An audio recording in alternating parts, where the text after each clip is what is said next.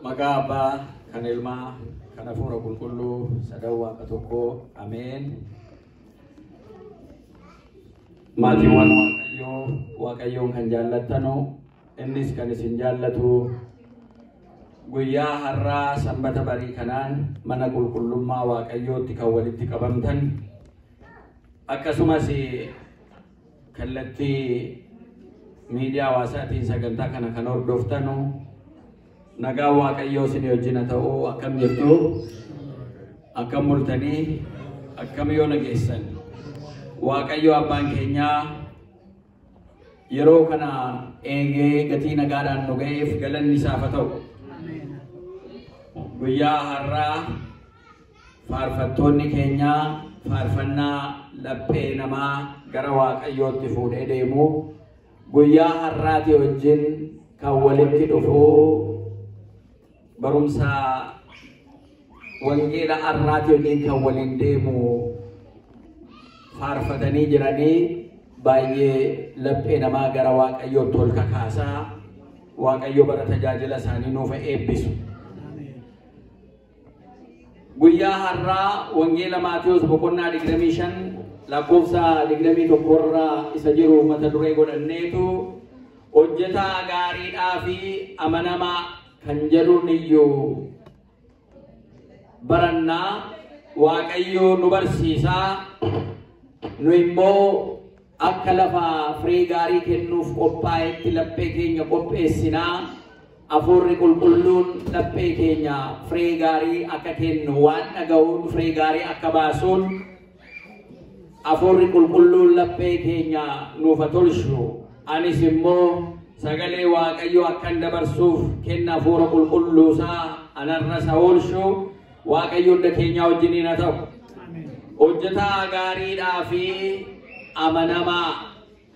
Wangeela Maatiyos boqonnaa 25 lakkoofsa 21 irratti mata duree barumsa kanaa arganna.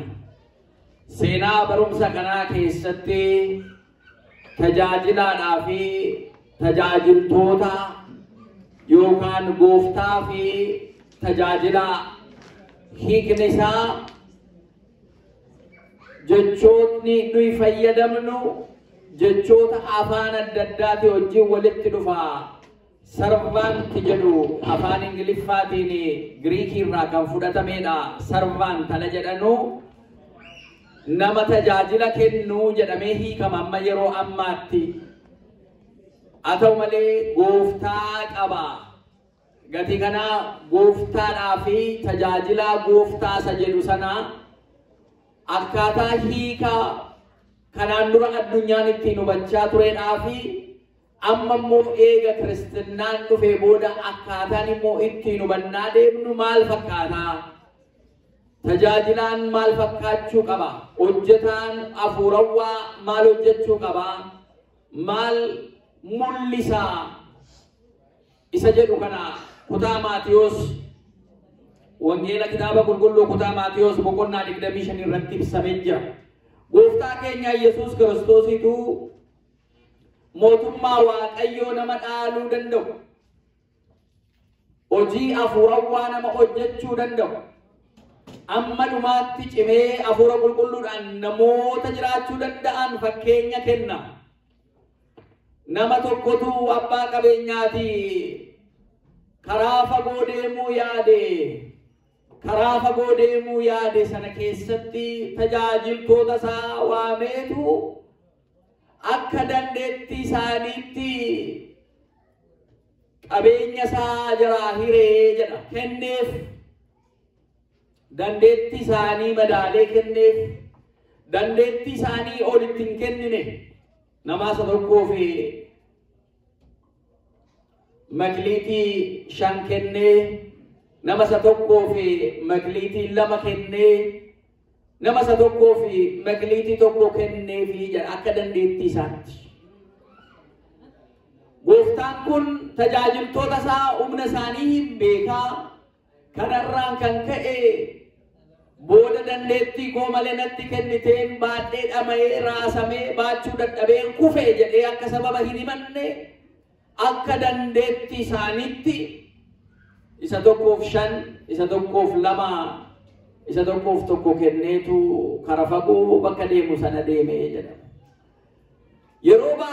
Yeroo dheeraa booda namni abbaa qabeenyaa sun gara tajaajiltoota sanaatti dhufee jedha. Deebi'eetti dhufe.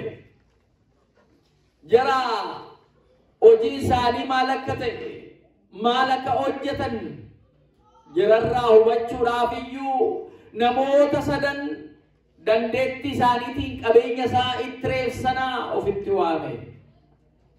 Inni abbaa makliitii 5 fudhate yaa gooftaa koo kunooti ati 5 naa kennitee turte ani immoo ba'ee bu'ee tanan iyyuu 5 buufadhe kunoo makliitiin koo 10 as jira jedheetu gooftaa isaatiif deebise. Gargar yommuu kana yaa hojjetaa gaariidhaa fi amanamaa nanaa kottu gara gammachuu gooftaa keetti galittiin jedhee jedha.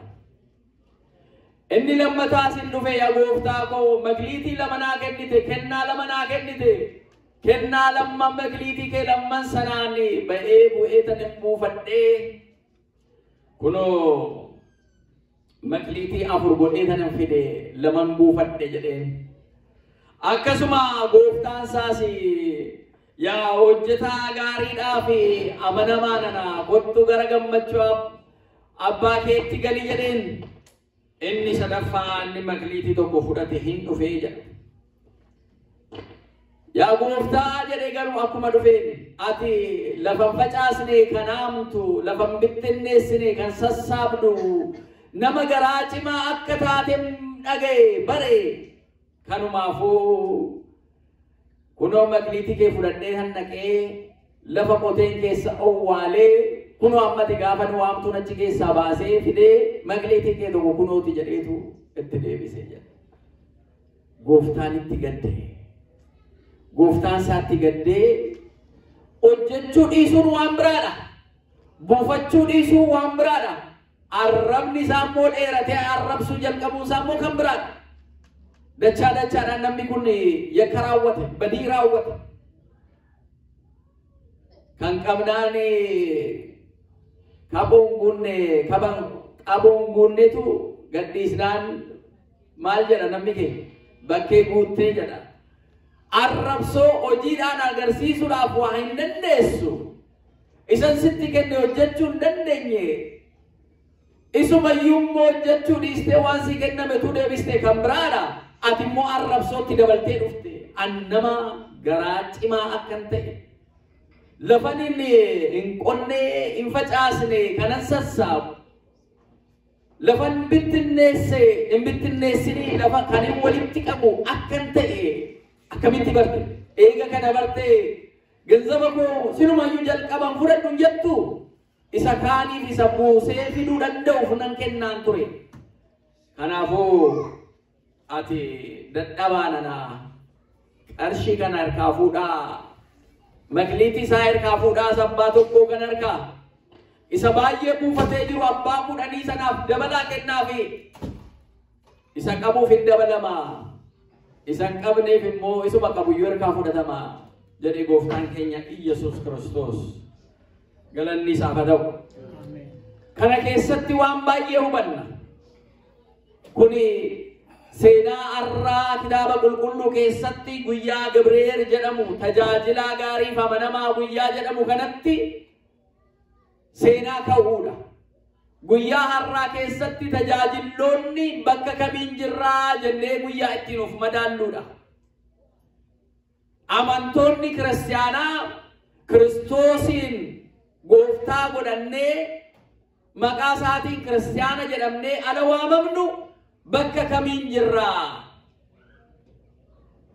Tajaajiltoota gooftaa tajaajiltoota waaqayyo ala of hin jennu.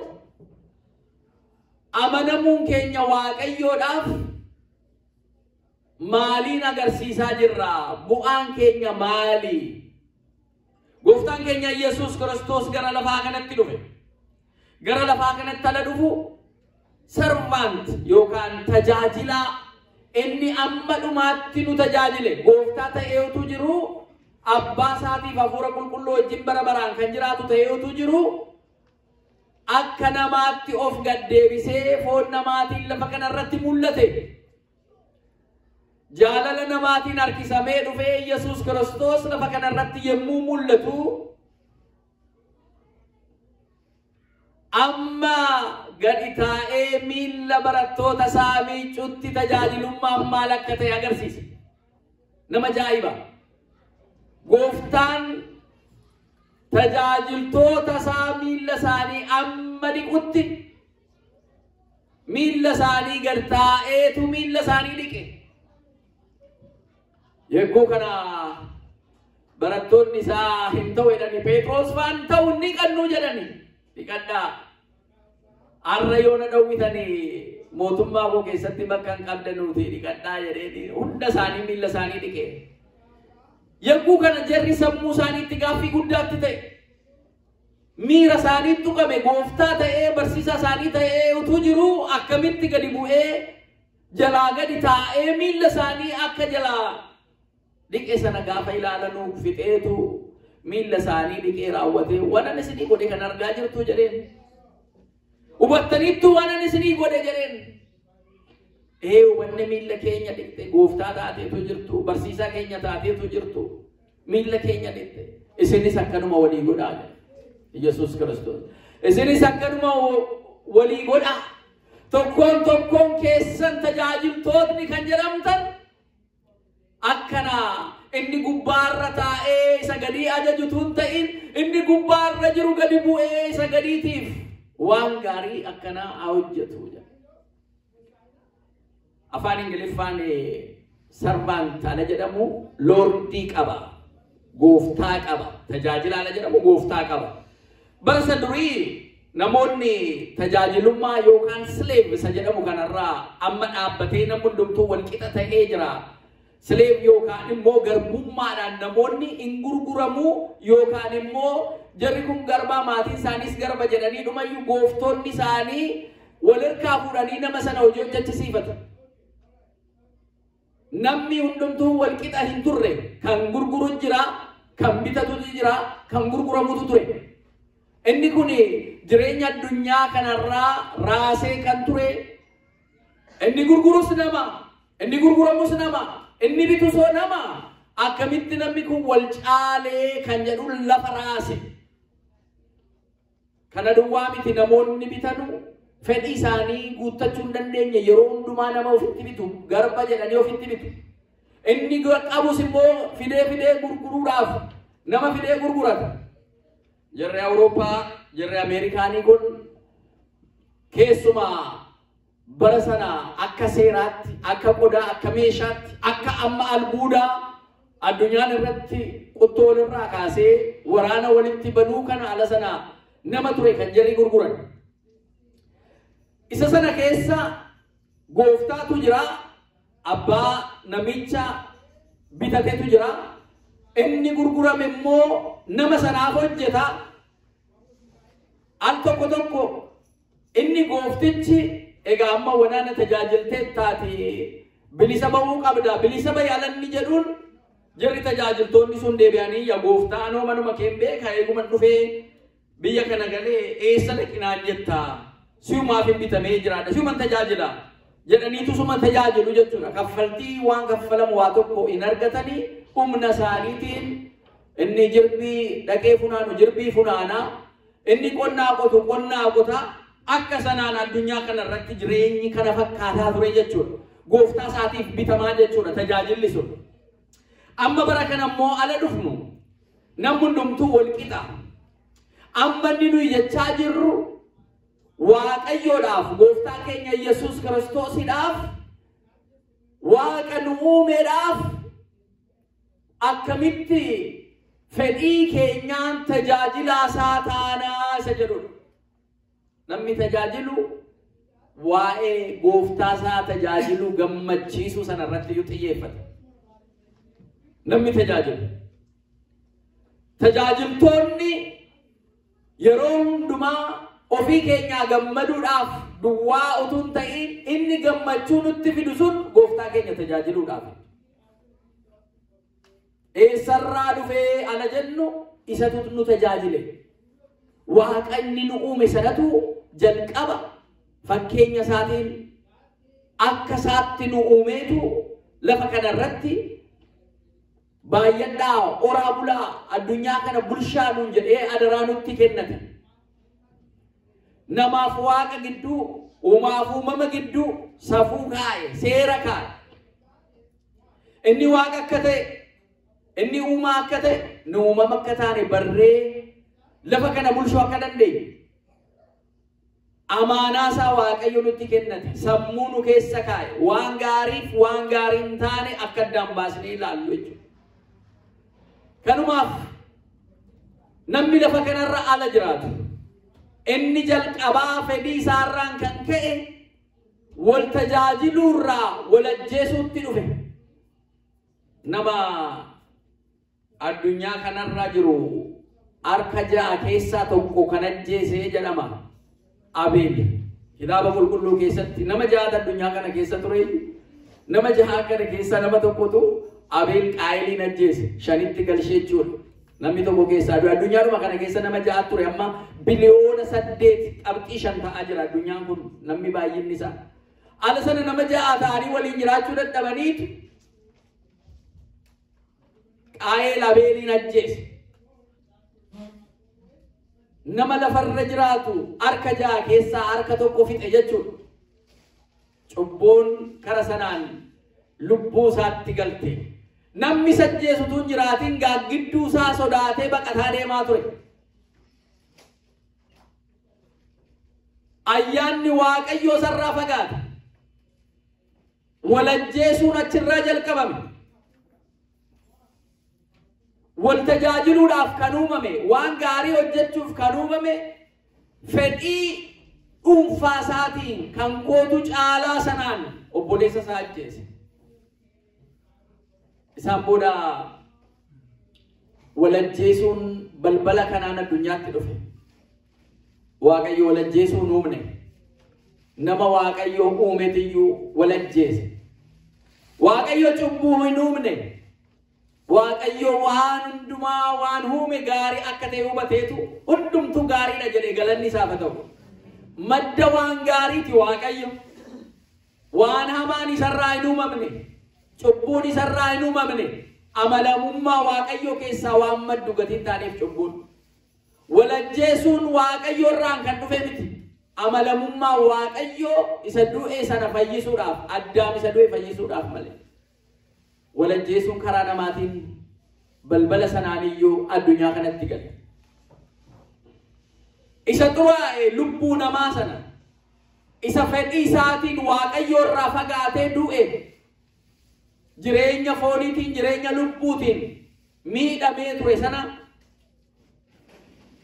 namoonni beekumsa kan qabaanne ala argu Waaqayyo tajaajiltoota isaa yeroo yeroodhaan addunyaa kanarratti ergee jechuudha. Raajota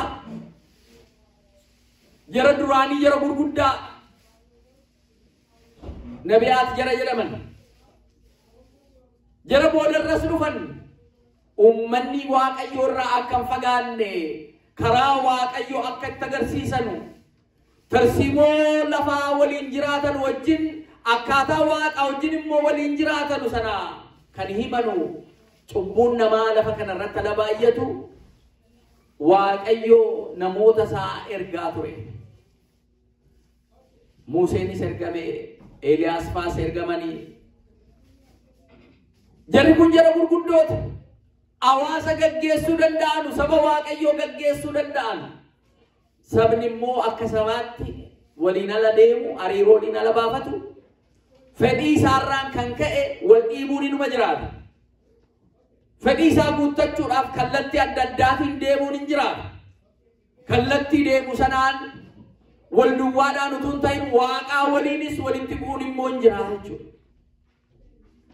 Gatii kanaa karaa ala waliin jiraatu sana fedhii isaa sana mo'achuudhaaf ala jedhu sana Waaqaa wajjin akka inni walitti hin buune Waaqaaf nama gidduutti kan tajaajilanu tajaajiltoota isaa Waaqayyoo bara sanatti kakaa'e. Jarri sun namoota fayyifanu gara qalbii jijjiirrannaatti waamanuu malee immoo amma dhumaatti lubbuu isaanii sana fayyisuu hin dandeenye. Akka Malkiiseedeq kan fakkaate lubichi aarsaa qulqulluu Waaqayyoodhaaf Abrahaam harkaa fuudhee illee dhiyeessu malee Addaamiin lafanni kufee sana gara teessoo Waaqayyoon isa kaa'e isa duraanii sanatti deebisuu hin dandeenye. Kanaaf tajaajilaan inni dhugaa aarsaa dhiyeessu angafa lubootaa kan ta'e inni dhugaa Iyesuus Kiristoos samii irraa bu'ee ifti keenya maaramii irraa dhalatee nama ta'e. Sababni inni nama ta'eef nu tajaajiluudhaaf, sababni inni nama ta'eef tajaajila walii kenninu nutti agarsiisuu fakkeenya nuu ta'uudhaaf kan inni nama ta'eef nama kan ta'ee duraan uumame namummaa irraa kufee bittaa seexanaa jala kufee gatii tureef fira nuu ta'eetu bakka nuyi cabnee kufnee dadhabnee turre sanatti nama hin qabnu bakka jennee turre sanatti nama nuu ta'eetu kufaatii sanarraa nu baasee du'a sanarraa jireenya bara baraa nuu laate galanni isaaf haa ta'u. Kanaaf akka nama fira hin qabne akka nama abbaa hin qabne callisee kan inni isin dhiisu miti. Ankaayyoon namaaf qabu jaalalaa jedhe Waaqayyo galanni isaaf haa ta'u. Kaayyoon ani isiniif qabu jaalalaa. Yaada keessaniin deemtanii hin du'inaa. Yaada keessaniin deemtanii hojii foonii keessa galtanii of hin balleessinaa. Yaada keessaniin deemtanii hojii cubbuu keessa galtanii Waaqayyoon anarraan fagaatinaa nuun jedhe Waaqayyo galanni isaaf haa ta'u. Kanaaf jedheetu ilma isaa tokkicha Iyesuus Kiristoosin nuu ergee inni amma lubbuu isaa dabarsee kennutti nu jaallate galanni isaaf haa ta'u. Amma lubbuu isaa dabarsee nuu kennutti. Akka nuyi waa tokko hin tuqamne, akka qacceen diinaa dugda keenya irratti hin boqanne, akka finyoon diinaa harkaaf miilla keenya hin hiine inni nu jedhee harkaaf miilli isaa hidhamee qacceen diinaa dugda isaarraa 666 utuu irratti bu'uu dhiigni isaa lola'uu qaccee isaaniin garafamee fannoo irratti fannifame. Kuni nu tajaajiluudhaa jedheetu. Kanaan booda gooftaan keenya Iyesuus Kiristoos akka qulqulluun Phaawulos dubbatutti jechuudha. Kanaan booda isin kan keessan miti dhiigaan mo'amtanii booji'amtanii jirtanii gatiidhaan bitamtanii jirtanii nuun jedha Qorontos isa 1ffaa boqonnaa 6 lakkoofsa 20 irratti. Kan keessan miti kanaan booda isinii gatiidhaan isin bitee jira. Gatiin isinitti baasee nuun jedha Waaqayyo. Gatii lubbuun isinitti baasee akka yaada keessanitti silaa duutaniittu Addaam inni jalqabaa du'a isinitti fide Addaam lammaffoo kan jedhame Iyesuus Kiristoos immoo jireenya bara baraa nuu fide galanni isaaf haa ta'u. Kanaaf akka isa duraanii Addaam isa duraanii sana kan duuti isin argu miti. Anoddoo keessan du'eera. Anoddoo keessan garafamee tan hin jira. Harkaaf miilli koo hidhamee jira. Yaadattu guyyaa gaafa kamisaa bakka inni afurri isaa dhibamee dhaqee bakka biqiltuun jirtu sana gaafa kadhatu jarri isa qabanu gara isaatti dhufan. Yihuudaan jaraa wajjin ta'ee dhufe xabboora isaanii qabatanii finyoo seefii isaanii qabatanii Iyesuus Kiristoos qabuu dhufnaan Iyesuus Kiristoos duuka boota isaatii wajjiniin bartoota isaatii wajjin ture. Eenyuun barbaaddu jedheen Iyesuusin barbaannaa jennaan ana Iyesuus jennaan boodatti teellaatti kufani. Isa qabuu isa fuuldura dhaabbachuu hin dandeenye. Allamal sadii kufani mallattoodha sun sadii isa qabuu dadhaban. Achi booda garuu eeyyama isaatiin akka qabame agarsiisuudhaaf gaafa isatti dhufanii qaban ana barbaaddu egaa jara kana gadhiisaanii jedheen bilisa baasuudhaaf bartoota isaa jechuudha. Nu amantoota bilisa nu baasuudhaaf isa hunda qabu harkasaa qabanii hidhanii gonfoo qoraatti mataasaa irra ka'aniitu ati gooftaa Yihuudootaati eega kana taate mee of fayyisi nuunis nu fayyisi jedhaniitti qoosani qoosaa kana hundumaa nuu jedhee fudhate inuma callise akka oolaan namicha saqalu fuuldura ladhattu callisaa deemtu innis jara saqaman fuulduratti gaanfa isaatiin oolaan ammuma danda'e ala qaluuf jedhanu kuffisuuf jedhanullee asii achi winxifata inni garuu jara isa fannisan fuuldureetti inuma callisee jedha inuma callisee ala jarri asii achi saraasanii dhukkuba fannoo ala sarratti keessisanii inni numa callise jedha akka nama humna hin qabaanne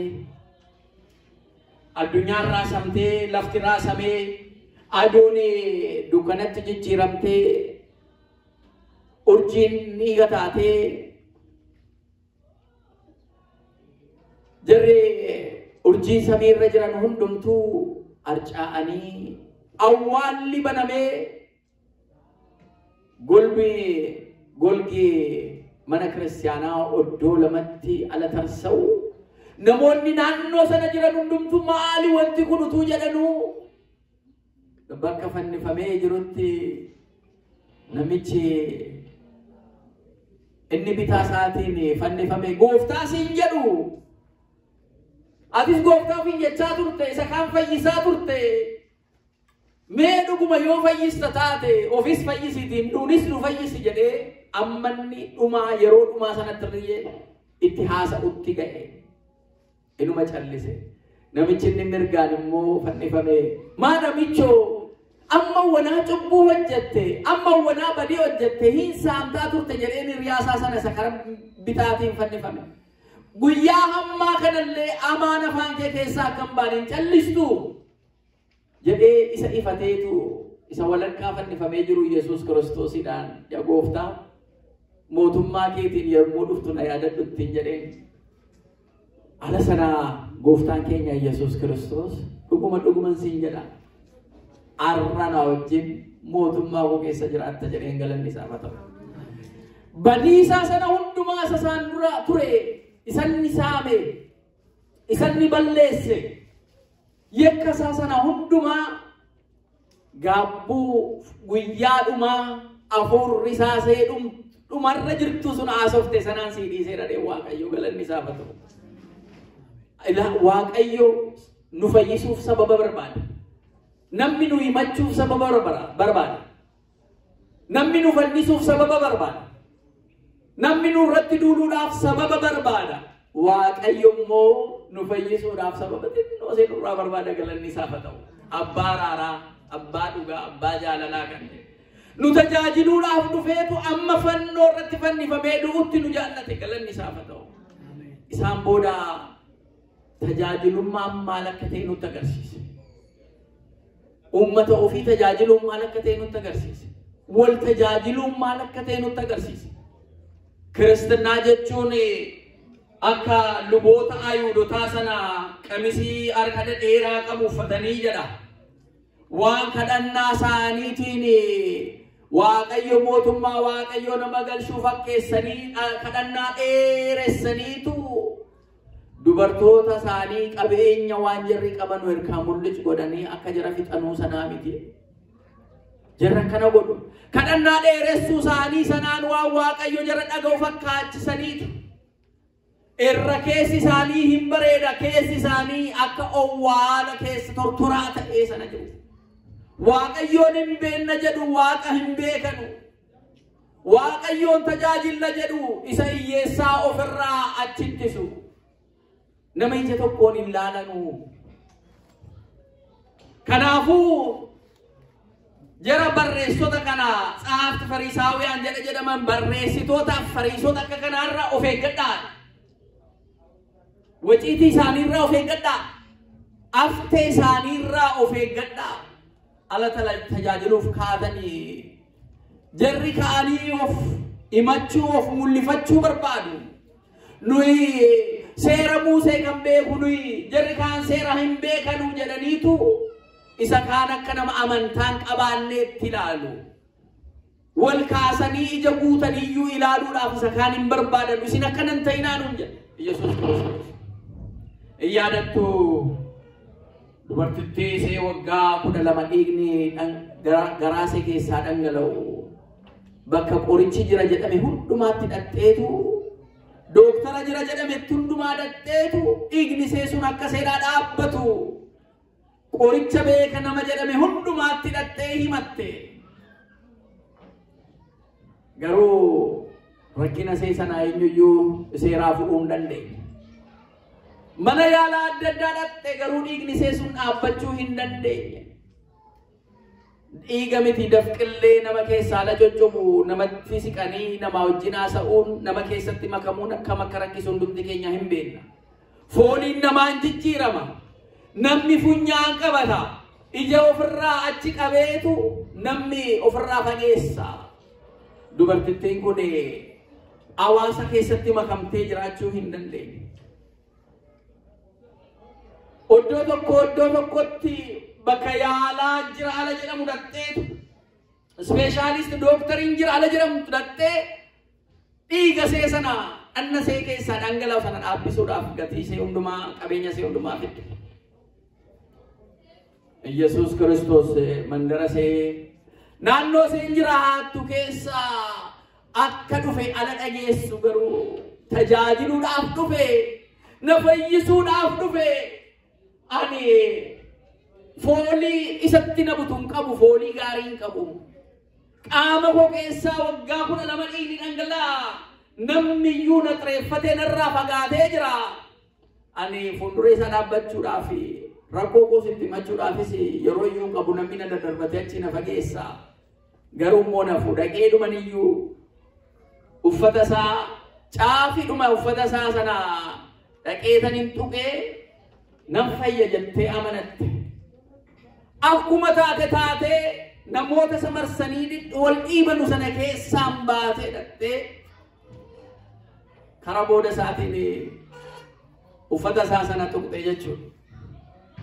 Tajaajilaan seen dhaabbate hin naate isa deemaa jiru sana gabaatu isa dhiibee deemaa jira. Dubartittiin kun akka uffata isaa tuqxeen Yesuus Kiristoos dhaabbate jedha. Maaliif jedhaniitu na'anii barattoonni isaa maal ta'ee dhaabbate deemaa jira jedhanii na'anii eenyuun na tuqee jedheen Yesuus Kiristoos. Eenyuun na tuqee jettee gaafattaa gabaa kanatu wal dhiibaa deema si marsee dhiibaa deemaa jira miti. Eenyuun na tuqe jettaa kunoo namni hundumtuu wal dhiibaa deemaa jira jedhaniin.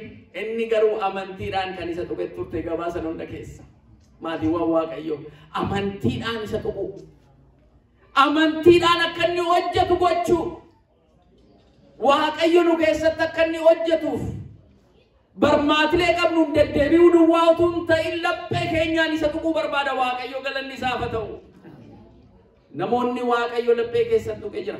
Jireenya keessan kan tuqe jira. Girrigirrii yookaan isa kaan dhiisaa. Isa Waaqayyo sun tuqe sana maaliif mana isaa keessa akka tajaajiltan tajaajiltoota maaliif akka taatan tuqamtanii isa jirtan sana hin irraanfatina. Maatii keessan dhiistanii hojii keessan dhiistanii qabeenya keessanii humna keessanii waan qabdunnaan kan Waaqayyoon tajaajiltanuu gatii isinii galeedhaaf boodatti hin jedhina.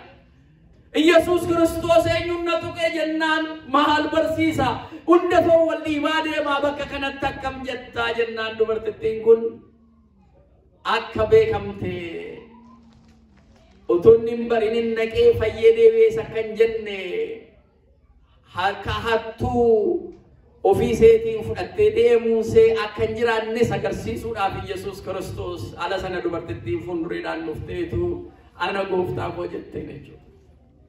Amantiin kee si fayyiseera dheen Waaqaaf galanna ta'u. Yesuus Kiristoosiif galanni haa ta'u. Si fayyiseera jedheen amantiin kee si fayyiseera. Dhukkubsannee jirra yeroo ammaa hundumti keenya. Tajaajiltoonni dhukkubsannee jirra. Amantiidhaanis dhukkubsannee dhuma jirra. Namni amantiidhaan isa tuqu dhabame. biyyi ala raasamtu addunyaan ala kana raasamu manni keenya ala raasamu manni amantii ala raasamu nama shan duwwaadha biyya tokko fayyisuudhaaf kan hin barbaadu de Waaqayyo yaadattu miti namni shan jira jedheen Abrahaamiidhaan bara Looxii sana namni shan jira magaala kana balleessuudhaaf hin dhufee ergamaan Waaqayyo dhufee nama shan yoo argate danniisannaa nama miliyoona amma sanaa keessaa namni shan dhabame mana Waaqayyootti kan deddeebi'u sinaagogii bara sanatti yookaan immoo bakka itti Waaqa seera Waaqa dhaga'anu bakka sanatti kan deddeebi'u baay'ee jira garuu namni shan amantaadhaan kan isa tuqu dhabame tajaajiltoonni gaa tajaajilaa gaariidhaaf amanamaan yeroo yoo mija'es yeroo yoo mija'u dhabaates ani dhiiga isaatiin na booji'ee jira du'a isaatiin na booji'ee jira kanaan boodan kan koomiti kanaan boodan kan saati jedhee kan of kennu barbaachisa jechuudha. Gara sanatti guddachuu qabna hundumti keenya kan walitti dhufnee barannu kan walitti dhufnee wal geenyu gara Yesuus Kiristoositti guddachuudhaaf gara isaatti guddachuudhaaf wanti biraa hin jiru. Investara finnee gara investara sanatti guddachuudhaaf yookaan hakima dooktara tokko finnee gara dooktara sanatti guddachuudhaaf miti. Fakkeenyi keenya jireenya isaa lafarratti nuu taasise sanaan gara Yesuus Kiristoositti ol guddachuudha jechuudha. Jireenyi keenya gara inni tajaajilaa ture saba inni tajaajilaa ture akka isaa taanee tajaajiluudhaaf Yesuus Kiristoosin uffannee isa mul'isuudhaaf galanni isaaf haa ta'u.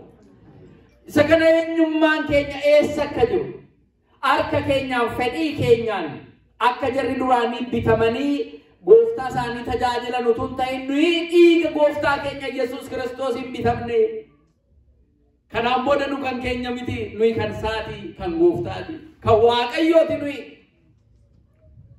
kanaan booda nuyi jara gatiin baasne miti Waaqatu gatii nutti baase gatii lubbuu nutti baase dhiigaan bitamtanii jirtu nuun jedhe galanni isaaf haa ta'u dhiigaan bitamtanii jirtu kanaan booda isin garboota yookaan jara horiidhaan gurguramanii iddoo biraadhaaf tajaajiltadhu miti bilisa baataniitu nuun jedha galanni isaaf haa ta'u. Tajaajilaan bilisa ba'e immoo isa garbummaa keessa jiru sakaaniin bilisa baasuun irraa eegama jechuudha.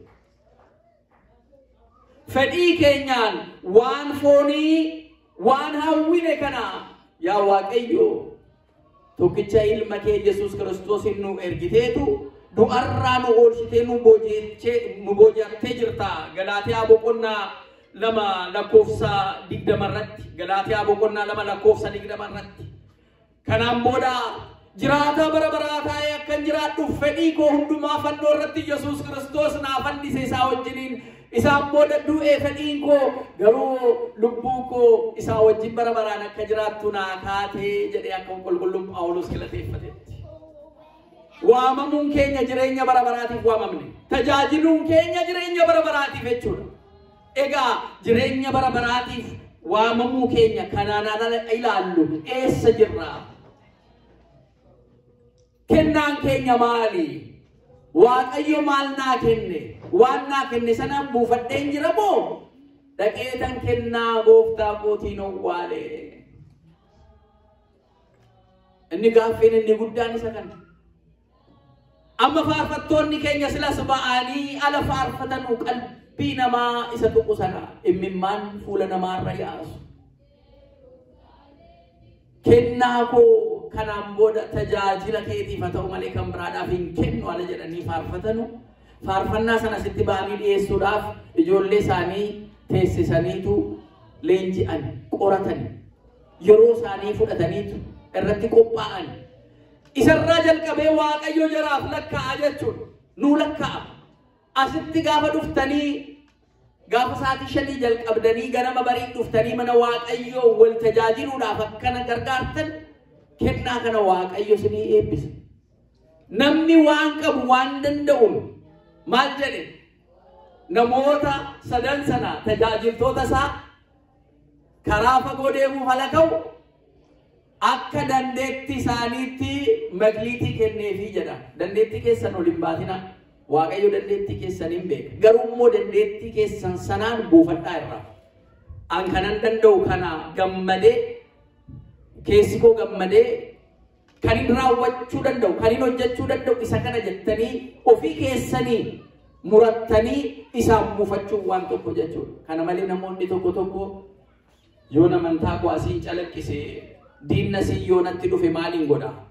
In lallabin yoo naan jedhe maaliin godha? In faarfatii yoo naan jedhe maaliin godha? In tajaajilii yoo naan jedhe maaliin godha jedhanii kan of dhiphisan.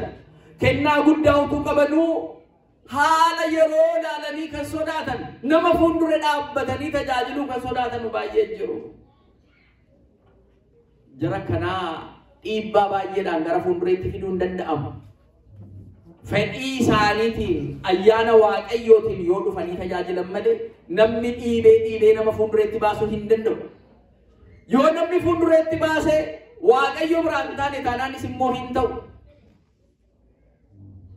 Kenni tajaajilummaa akka qulqulluu Phaawulos Phexros fa'aa jireenya isaanii ala ilaallu bartoota isaa jireenya isaanii ala ilaallu jaratti tolee miti kan sagalee waaqayyoo lallabaa babal'isaa saba waaqayyoo tasgabbeessaa kan jedhe turan itti gammadanii miti.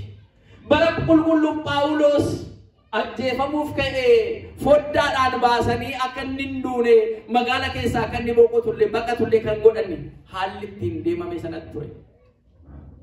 Daani'el faala laallu saba waaqayyoo namaduu isaaniitiin leenca beela'aa keessatti kan darbataman boolla leenca beela'aa keessa jiru. Waaqayyo garuu tajaajiltoota isaatii wajjin yeroo hundumaa jira wajjin jira galanni isaaf haa ta'u wajjin jira waaqayyo galanni isaaf haa ta'u nun dhiisu baaf bu'ii tajaajilaa ittiin deemnu keessa waaqayyo nu wajjin jira. Al tokko tajaajilli minyaanumti isaayyuu nu keessaa baduu danda'a. Maaliif hin tajaajila jennee hiikni isaayyuu nu jalaa baduu danda'a. Ala qabsoon cimu ala fuulduree keenya dukkana fakkaatu. Ala galaan fuulduree keenya jira kanamitti deemna asiinoo bitaanoo tabbaa kanaanis tabbaa eessa deemna fuulduree oo galaana ala jennu waaqayyo galaana sana addaan kutee nu baasuu danda'a galanni isaaf haa ta'u. Amanaa duwwaa argama lapheen keessanii shakkin akka nama abbaa akka ijoollee abbaan qabaanneetti isin hin dhiisu nu jedhe waaqayyo wangeela Yohaannis boqonnaa 14 irratti isin hin dhiisu. Kanaaf inni nu waame asitti walitti nu qabe. Inni nun dhiisu galanni isaaf haa ta'u. Akka ijoollee abbaan qabaanne isin hin dhiisu nun jedha. Isatu nu jajjabeessa. Isatu nu jajjabeessa. Ala baay'ee wanti miira keenya tuqutuu jiru.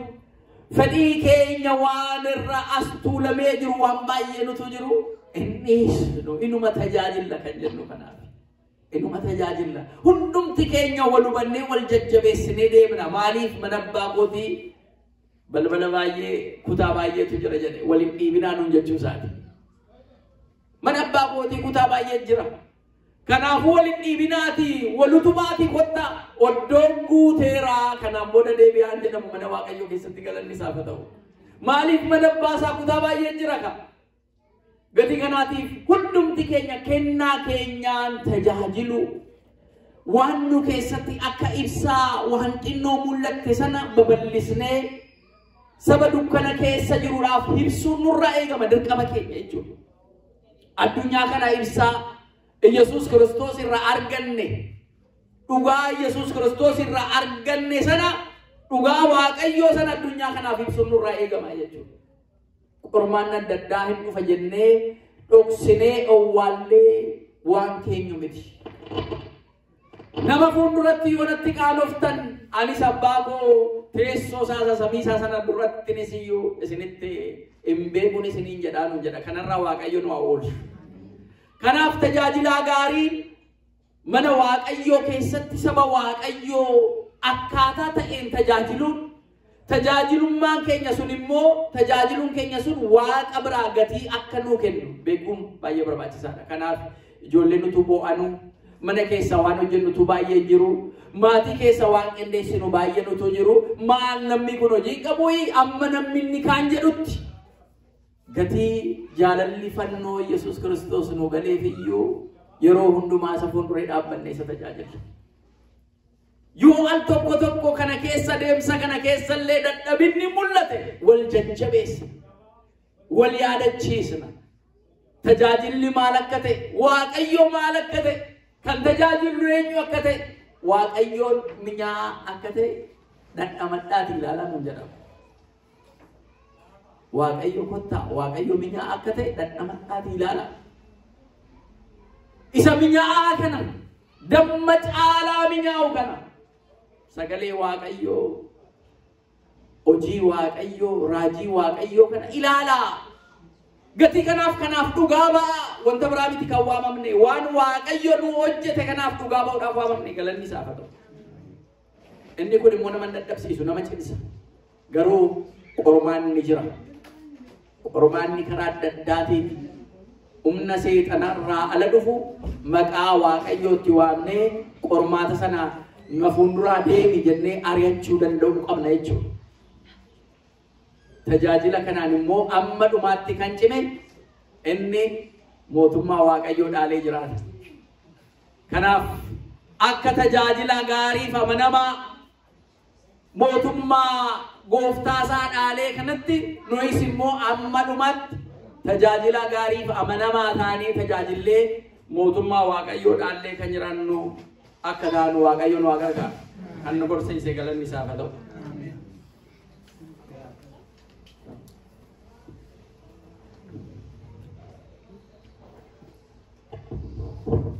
Waktu bersihati, waktu berfata dengan budaya tahu. Akasama abbaan keenya waggeeda keessa caqasanii wanta hundumaa isaanitti maniiru waaqayyo sagalee jireenyaa sana dhageessisu akkasuma bara tajaajila isaanii eebbisu. Eegaan immoo egaa akkuma jedhamee tajaajila amanamaa akkuma nun jedhamee egaa nutis immoo wanta jedhame sana wanta Gooftaan keenya Yesuus Kiristoos namoota sadii bichaa filate akka keessummaa yookaan immoo akka naggaadee walitti fakkeeffamee jechuudha. Ani gooftaa keessaniidha fayyisaa keessaniidha jennee yeroo sanatti illee namicha tokkotu jedhamee kaa'ame.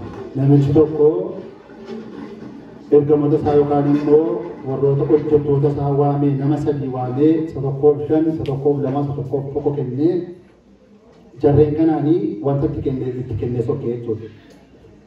Yeroo kana warri sadanii warri 5 suni 5 buufatee deebisee inni 2 buufatee inni tokko garuu kun kan gooftaa kootiiti. Yeroo jalaa badde waan itti deebisuun qabu waan hin baasisuun qabu jedhee dhaqee awwaale. Yeroo kanatti warri 5 akkuma 5 hojjetetti abbaan waanuma kaayee safarata. Waanuma kaayee fudhata. Waanuma kennanii fi yookaan immoo waanuma gatii lubbuu isaatii guduunfatee dhaqee fudhata. Namni tokko pookeetii isaa yookaan immoo kiisii keenya keessa utuu birriin kaayee birrii barbaadu illee qarshii tuun kaayee yookaan waaleetii keenya utuu kaayee waaleetii koo kiisii makoo kana keessa jira jechuudha. Namni waanuma kaayee dhaqee fudhata jechuudha. Kanaaf isaanis immoo akkuma akka gatii isaaniitti fudhatan jechuudha. Nuti akkuma gatii keenyaatti fudhannatee sababa waan ta'eef makiliitii yookaan immoo kennaa nutti kennan kennaa dandeettii nami qabdanii awwaaltanii taa'uu qabdanii fuulduratti baaftanii uummatatti gurguruu qabdu uummatatti fayyisuu uummatatti tajaajiluun dirqama keenyaadha. Waaqayyo nu gaafata yeroo dhufaa isaatiitti maal gooteetii maal buuftee meeqa buuftee 5 irraa 5 moo 10 irraa 10 moo ishee tokko qabdu godhattee chakkootti awwaaltee gaafa yeroo isaa ga'u iddoo dhufte immoo eessatti nu gaafachuu danda'a sababa ta'eef dandeettiin asirratti hifuu qabaa wanti waaqayyo nama ibsee tokko fuulduratti bahee akka hojjetamuuf waaqayyoon dhuma keenya nama gargaaru. Amma warri faayinaansii qophaa'anitti faarfannaa tokko waliin faarfannee gara